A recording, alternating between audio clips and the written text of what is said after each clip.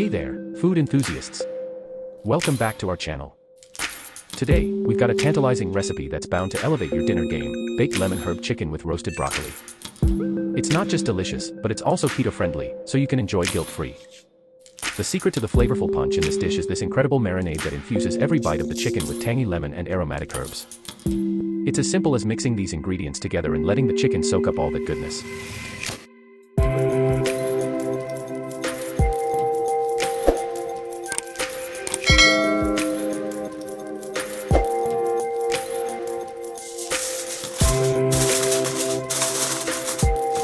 Now, let's not forget about the broccoli.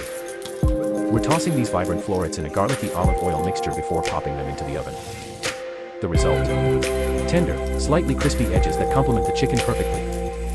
Both the chicken and the broccoli are heading into the preheated oven at 400 degrees Fahrenheit.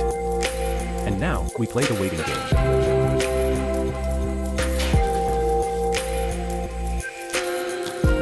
Ah, the magic has happened.